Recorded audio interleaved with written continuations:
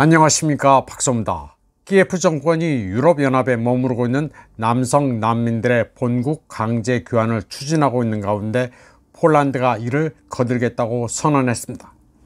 부아디스와프 코시냐 카미시 폴란드 국방장관은 키예프가 군인 연령대 남성을 사냥하는 것을 도울 준비가 되어 있다고 밝혔습니다. 이번 주 초 우크라이나 외무부는 18세에서 60세 사이의 남성이 제외 공간에서 여권을 발급받거나 갱신하는 것을 금지했는데 카미시 장관은 별로 놀랍지 않다면서 키예프의 조치를 적극 돕겠다고 말했습니다. 그는 우크라이나 당국이 새로운 병사를 전선에 공급하기 위해 최선을 다하고 있다면서 그 인력 수요가 엄청나다고 말했습니다. 카미시 폴란드 국방장관은 폴란드인들이 젊은 우크라이나 남성들 상당수가 폴란드의 호텔이나 카페에서 여유를 부리는 것을 보고 분노하고 있다고 말했습니다. 우크라이나를 돕기 위해 폴란드가 길을 쓰고 있는데 사지가 멀쩡한 우크라이나 남성들이 뒹굴뒹굴하는 모습이 꼴사납다는 것이었습니다. 그는 또 징집을 피할 수 없었던 우크라이나 청년들이 해외로 도피한 같은 또래에 대해 불만을 가지고 있다는 키예프 정권의 설명도 납득할 만하다고 말했습니다. 그런데 첨언하자면 젤렌스키는 녹색 난닝구, 때로는 군복에 헬멧을 착용하고 설치지만 군대에는 복무한 적이 없는 광대 출신입니다. 폴란드로서는 일단은 러시아가 역사적 숙적인 만큼 모스크바와 싸우는 우크라이나를 지원했습니다. 그러나 그렇다고 해서 우크라이나가 마음에 드는 것은 아닙니다.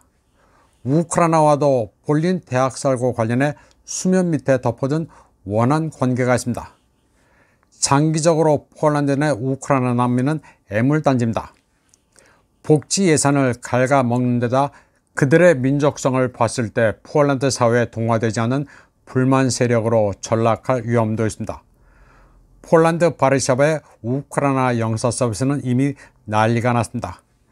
바르샤바 블루시티 쇼핑센터의 영사 서비스 창구 앞에는 300명의 우크라이나인들이 여권 발급을 요구했지만 거부당했습니다. 다음 소식입니다. 알렉산드로 루카셴코 벨라루스 대통령이 전체 벨라루스 국민회의 연설에서 우크라이나에서 교훈을 얻어야 한다면서 여러 얘기들을 했습니다. 그는 우크라이나가 서구식 과도 정치로 전락해 모든 지도자들이 나라를 약탈하고 부자가 되는 데만 관심이 있다고 말했습니다. 루카셴코는 그런 과정이 소련 붕괴 이후 우크라이나가 독립국가가 된 직후부터 시작됐고 시간이 지날수록 악화됐다고 설명했습니다. 그는 우크라이나가 땅이 비옥하고 주기율표에 나오는 원소의 절반가량이 토양에 있었으며 흑해와 아주페라는 두 개의 바다, 거대 광산, 산업이 있었다고 말했습니다. 그러나 서유럽 민주주의의 최고 전통 속에서 부자가 된 사람은 극소수에 불과했다고 말했습니다. 처음부터 마지막까지 우크라이나의 대통령과 몇 안 되는 올리가르크들이 부를 약탈하고 훔쳤다고 그는 말했습니다.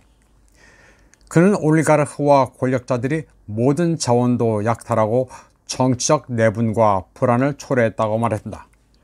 그리고 그들은 마이단 폭동을 일으킨 뒤 그 책임을 주로 러시아, 그리고 러시아보다는 덜하지만 벨라루시에도 돌렸다고 말했습니다. 그는 그러면서 우크라이나 분쟁은 세계의 미래를 결정할 주요 사건 중 하나로 이로 인해 서구가 더욱 약화되고 있다고 설명했습니다. 그는 키예프의 정책을 민스크와 비교하면서 우크라이나와는 달리 벨라루스는 서구의 압력 속에서도 독립을 유지해 왔다고 말했습니다. 루카셴코는 우크라이나가 세계 질서의 미래가 부분적으로 결정되는 군사훈련장이라면서 우크라이나인들의 생명과 무기가 거래되는 것을 보는 것은 고통스럽다고 말했습니다. 루카셴코는 또 고철 덩어리를 받겠다고 상전을 섬기려고 계산한 키예프는 오판했으며 조만간 패배할 것이라고 말했습니다. 그리고 우크라이나가 과거와 전통을 배신한 뒤 국가 지위를 위협받고 있다고 경고했습니다. 그는 우크라이나에서의 대결 결과로 미국은 기존 질서를 유지하지 못할 것이라고 말했습니다. 미국과 동맹국들은 세계 여러 권력 중심 중 하나로 제한될 것이라는 점을 받아들여야 한다고도 했습니다. 이번 방송은 여기까지 하겠습니다. 시청해주신 여러분 감사합니다.